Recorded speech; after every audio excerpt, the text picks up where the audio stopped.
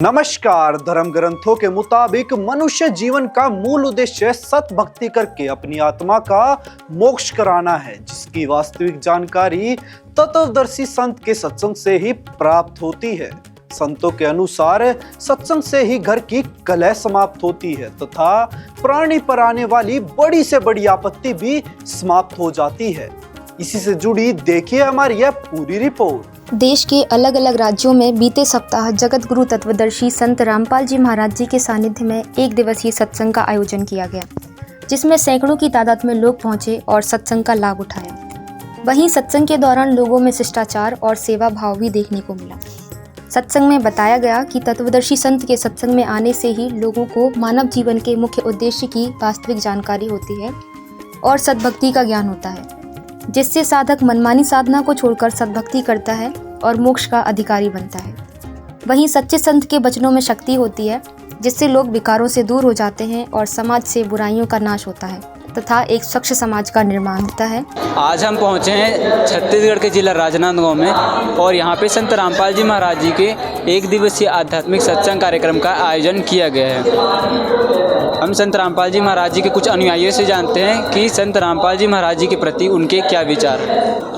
हमें ये बताइए कि जो पूर्ण संत की पहचान है वो क्या है, क्योंकि अभी के जो ज़माने में बहुत सारे लाखों धर्मगुरु हैं, तो आखिर लोगों को पूर्ण संत कौन है, इसकी पहचान से किस प्रकार से रूबरू करा सकते हैं। संत गरीबदास जी की वाणी में बताया है, सदगुरु के लक्षण कहूँ मधुर बैन विनोद, 4 वेद शास्त्र है कहा 18 बोध।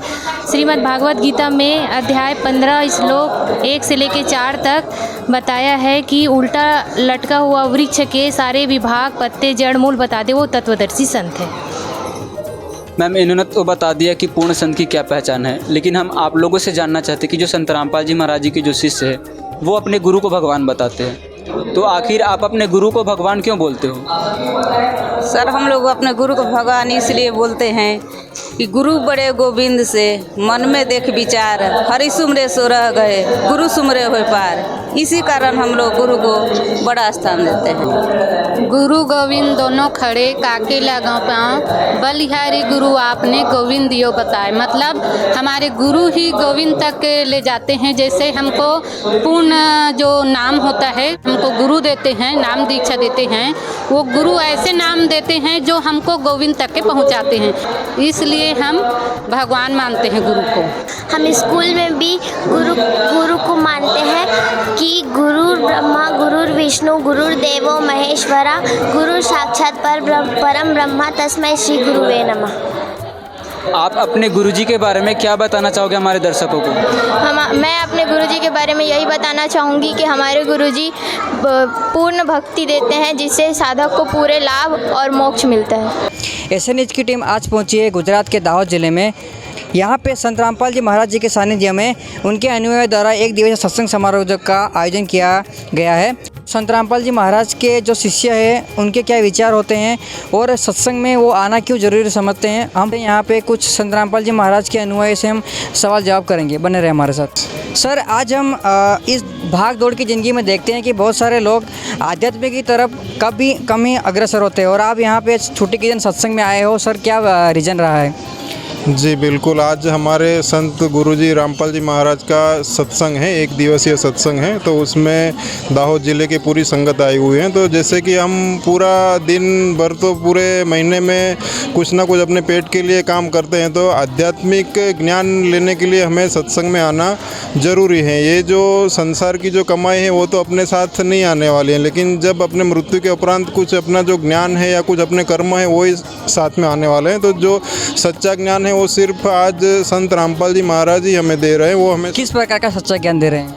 मतलब कि पूर्ण परमात्मा कौन है। आज जैसे हम देखते हैं कि सभी मनुष्य हैं वो देवी देवता या भैरव या और कुछ आन उपासना करते हैं, लेकिन जो हमारे शास्त्र के हिसाब से जो गीता में बताया कि हमें सिर्फ एक परमात्मा की भक्ति करनी चाहिए, तो वो कौन है? वो संत रामपाल जी महाराज जी शास्त्रों के अनुसार भक्ति बताते हैं। तो वो भक्ति जानने के लिए वो हमें सत्संग में आना बिल्कुल ज़रूरी है। कौन से भगवान की भक्ति बताते हैं संत रामपाल जी महाराज? संत रामपाल जी महाराज हमें हमारे जो शास्त्र है, गीता है, वेद पुराण है, उनके के आधार से प्रमाण देकर बताते हैं कि भाई पूर्ण परमात्मा सिर्फ कबीर साहिब ही हैं, जो आज से 600 वर्ष पहले पृथ्वी पर आके काशी में आके लीला करके गए थे। तो संत रामपाल जी महाराज कबीर भगवान जी की हमें भक्ति साधना देते हैं।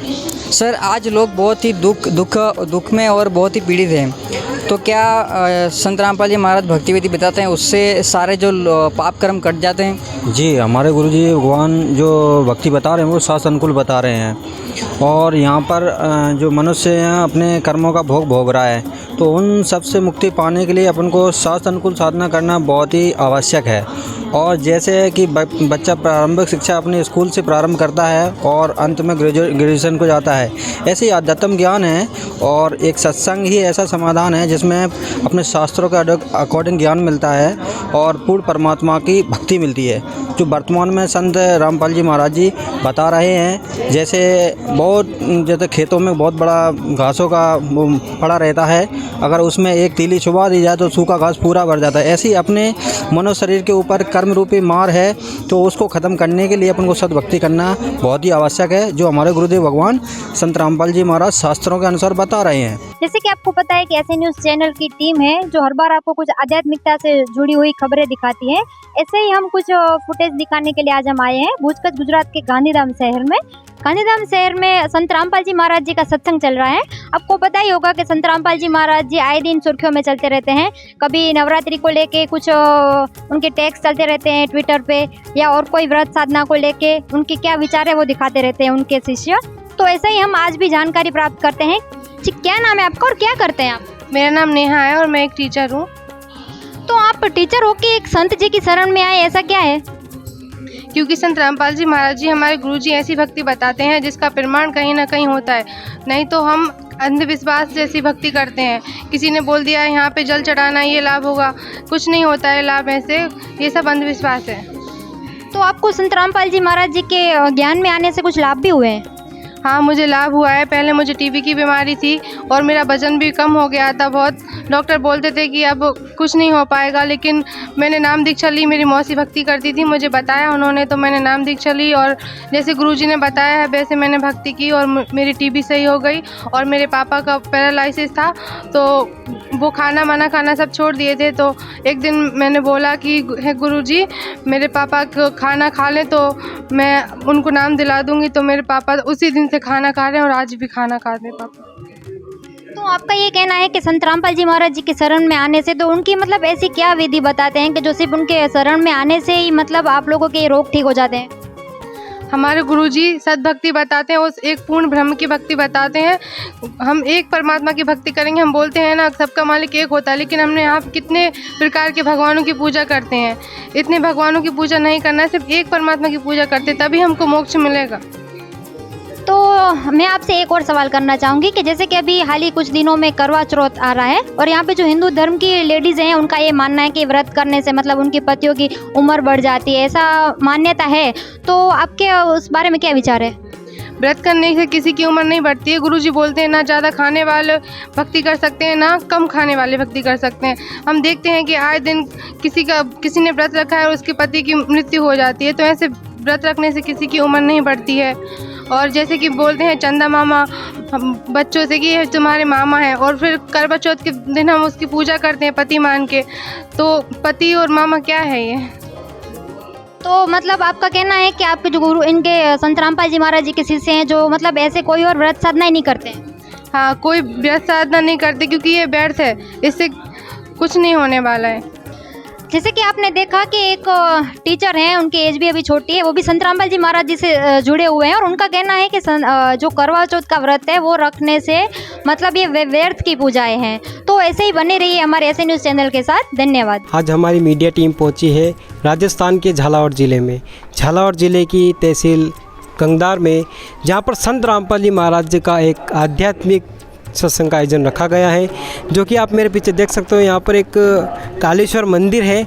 कालेश्वर के मंदिर के जस्ट पास में ही संत रामपाल जी महाराज जी का एक आध्यात्मिक सत्संग रखा गया है। और किस प्रकार के सत्संग है, आइए चलते आपको दिखाते हैं। अभी आप देख सकते हो हम मौजूद हैं सत्संग पंडाल में, जहाँ पर आप देख सकते हो महिला के लिए अलग से व्यवस्था की गई है बैठने के लिए, और जो पुरुष हैं उनके लिए अलग से व्यवस्था की गई है। और यहाँ पर आप देख रहे हो LED के माध्यम से यहाँ पर सत्संग दिखाया जा रहा है। अब हमारे साथ जो संत रामपाल जी महाराज जी के कुछ अनुयायी मौजूद हैं, तो हम इनसे कुछ जानकारी लेते हैं सत्संग के बारे में। नमस्कार जी। सच्चाई बगे जी। क्या नाम है आपका? नरेंद्र दास। कहाँ से आए हो आप? गांव तलावली। सर जी हमें ये बताइए कि ये जो यहाँ पर सत्संग चल रहा है इसका उद्देश्य क्या है? उद्देश्य परमात्मा की दया से ये कि जैसे समाज में जो ये बुराइयाँ वगैरह जो फैली हुई है, इनके लिए संत रामपाल जी महाराज ने एक मुहिम तैयार कर रखी। संत रामपाल जी महाराज शिष्य रिश्वत नहीं लेते, मृत्यु भोज नहीं करते हैं, नशा नहीं करते, किसी को लाके भी नहीं देते। परमात्मा ने इतना पाप बता रखा है। वर्तमान में संत रामपाल जी महाराज एकमात्र सच्चे तत्वदर्शी संत हैं जो समाज को सत्संगों के माध्यम से सत भक्ति प्रदान करके मोक्ष का मार्ग प्रशस्त कर रहे हैं तथा अपने शिष्यों को नशा, चोरी, रिश्वतखोरी जैसी अनेकों बुराइयों से दूर रहने की प्रेरणा देते हैं, जिससे बहुत तेजी से समाज सुधार हो रहा है। मैं विनीत, जुड़े रहिए ऐसे न्यूज चैनल के साथ। धन्यवाद।